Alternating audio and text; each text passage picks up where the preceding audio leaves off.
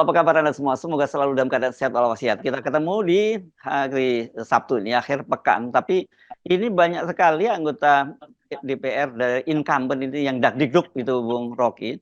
Tetapi juga mulai cari-cari apa penyebab kesalahannya. Karena banyak sekali calon incumbent itu ya di DPR itu yang tidak lolos. Dan itu banyak, dari PDIP banyak loh Bung Rocky. Setidaknya yang sudah disebut namanya itu kalau di Jawa Timur ada si Arteria Dahlan ya, itu dia Blitar, Kediri dan lain-lain. Kemudian di Jakarta itu ada dua nama ini, salah satu nama cukup terkenal ya saya kira, Masinton Pasaribu.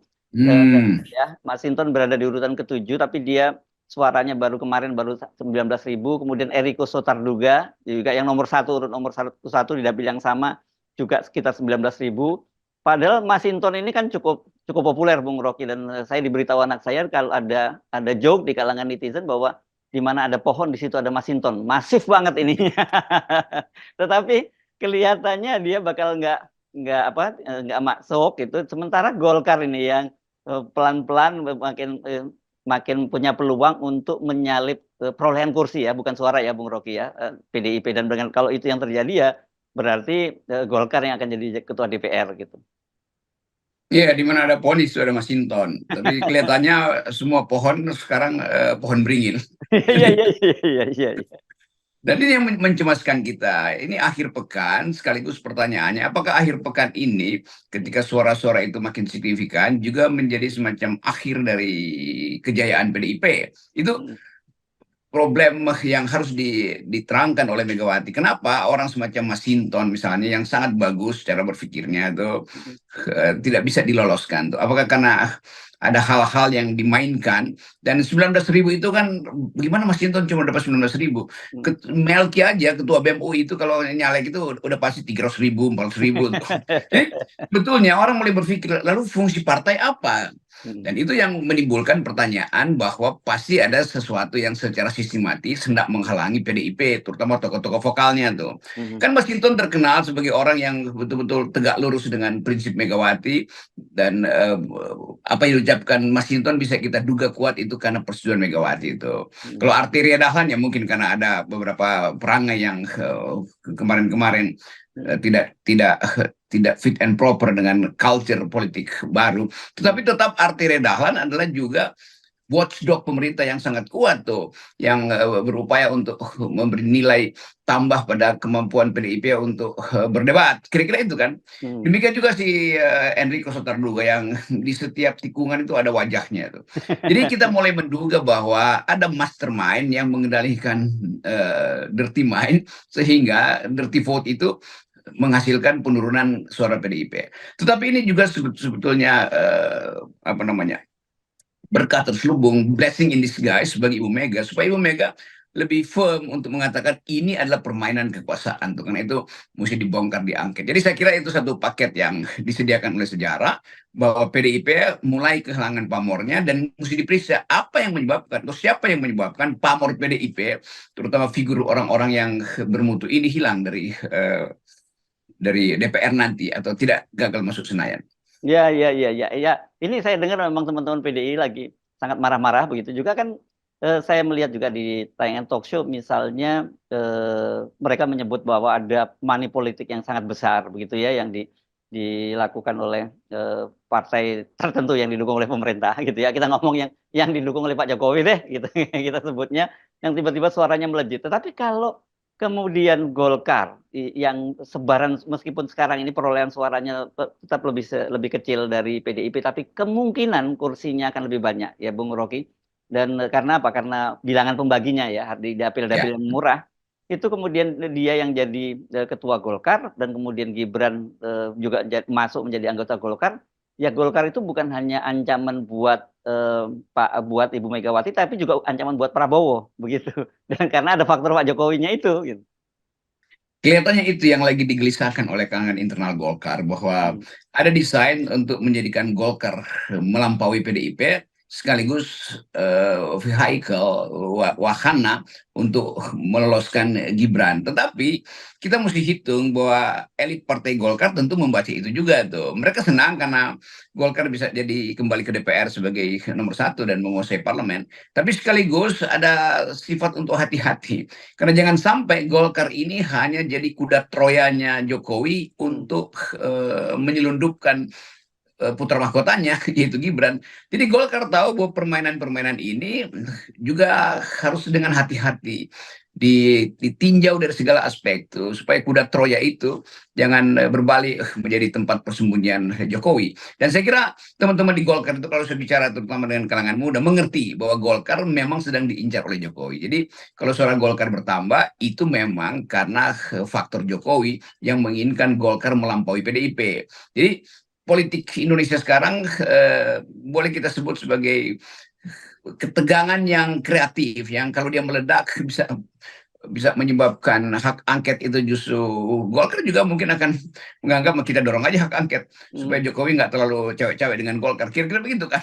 Jadi poin-poin ini yang mesti kita duga dengan kuat bahwa tukar tambah kekuasaan sedang berlangsung, tetapi Golkar juga mengantisipasi jangan sampai kalau Golkar menang dia sekedar jadi kuda Troya. Itu aja poinnya. Ya kan dengan Pak Yusuf Kala misalnya berkomentar ya kalau mau masuk Golkar boleh saja, tetapi kan ada aturan untuk menjadi ketua umum Partai Golkar itu enggaknya 5 tahun jadi kader dulu Partai Golkar. Jadi artinya sebenarnya ini juga Pak Yusuf Kala tidak asal ngomong lah, pasti ada information yang kemudian dibocorkan sedikit aja lah, dia nggak terbuka gitu ya.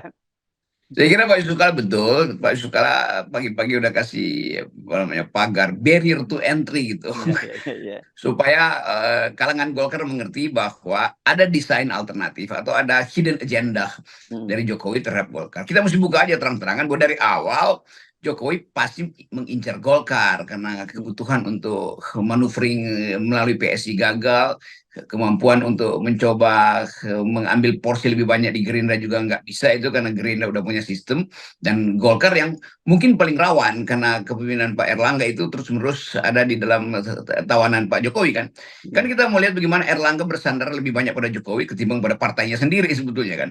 Kalau Erlangga bersandar pada partainya, dia mesti mengatakan saya diminta oleh partai untuk mencalonkan diri jadi presiden, bukan sekedar untuk jadi koalisi dari 02 kan. Di hari-hari pertama koalisi aja kita masih lihat itu. Jadi sebetulnya problemnya juga ada pada Pak Erlangga tuh. Apakah Pak Erlangga sepenuhnya mengerti masa depan Golkar atau dia sekedar ingin menyebutkan satu keadaan supaya Golkar itu halangi kemampuan intervensi dari istana. Tapi apapun intinya, Pak Yusuf Kala tentu sebagai elit yang lebih berpengalaman di dalam manuver Golkar itu sudah memberi sinyal bahwa tidak boleh ada orang yang tiba-tiba lompat dan masuk ke atau cari perlindungan di bawah pohon beringin. Kalau ini bukan di bawah perlindungan, Bung Rocky, dia langsung memanjat di pucuknya pohon beringin kalau ketemu. Ya kita mau lihat sebetulnya taktik itu kan. Tadi pura-pura berlindung, tapi begitu ada badai dia yang paling cepat naik ke atas itu. Dan Pak JK ngerti karena Pak JK bertahun-tahun bersama dengan Pak Jokowi di kabinet, jadi Pak JK relatif hafal misi-misi terselubung dari Presiden Jokowi. Nah, kita mesti terangkan itu sebagai persaingan antara dua personal sebetulnya. Jokowi tetap punya ambisi untuk jadi politisi pengatur kehidupan politik. Nah, Yusuf Kala sebagai orang yang udah bertahun-tahun mengerti tentang watak Pak Jokowi tentu memberi sinyal yang baik, terutama bagi anak-anak muda Golkar yang sedang berupaya menjadi politisi yang benar. Kan kalau saya bertemu dengan anak-anak muda Golkar, mereka berupaya mengembalikan etos profesionalisme di dalam Golkar. Ya, nah tapi hal yang sama saya kira ini juga warning ya di kalangan Gerindra seperti Anda sebutkan juga ada kegelisahan itu, apalagi kemudian ternyata suaranya Gerindra ini terpuruk gitu ya di peringkat ketiga. Dan rasanya itu nggak mungkin banget gitu ya Bung Rocky ya, karena ini sekarang dapat kotil efek. Dipastikan nggak, masa Gerindra nggak dapat kotil efek dari Pak Prabowo kan, itu aneh banget gitu loh Bung Rocky. Ya itu yang kita lagi pelajari, kenapa tidak sejajar perolehan suara ke presiden yang mungkin lama mungkin dalam 2 hari jadi 60%, sementara Gerindra tuh tetap 13% itu. Jadi terlihat di situ bahwa kegelisahan para pengamat ini ada yang nggak benar tuh. Apakah yang ditekan itu Gerindra, yang diapungkan adalah Prabowo, atau sebaliknya tuh sebetulnya. Jadi mesin-mesin pemilu ini memang mesti diaudit. Tapi sebelum kita audit itu, kita lihat ada sesuatu yang nggak normal sebetulnya, yaitu kemampuan Jokowi untuk menenangkan keadaan. Yang terjadi sekarang, Jokowi justru kembali jadi seorang pemain politik yang masih ingin menuntun dirinya itu supaya diingat terus sebagai kingmaker tuh. Tetapi Gerindra tentu mulai meneliti juga kenapa Gerindranya tidak naik-naik itu, kenapa Golkar yang justru nyalip Gerindra dan Golkar bisa jadi pemenang utama kan. Jadi kegelisahan ini bahkan di internal Gerindra menimbulkan pertanyaan tuh. Berarti kami direkayasa dong, kira-kira begitu tuh. Dikuatkan sebagai presiden tapi dilemahkan sebagai partai. Nah, poin-poin ini yang nanti akan mungkin dalam 1-2 minggu ini akan jadi pembicaraan publik. Ya. Karena kita bisa bayangkan ya, Bung Rocky. Mungkin kalau Golkar itu tetap Golkar yang seperti sekarang, katakanlah begitu ya. Tentu mereka tinggal mudah dengan Pak Prabowo, mungkin tinggal deal sajalah ya. Apa sih kompensasinya, karena gue sekarang jadi partai terbesar sebagai pendukung Prabowo 02 begitu. Kalau Megawati, kalau PDIP di luar pemerintahan.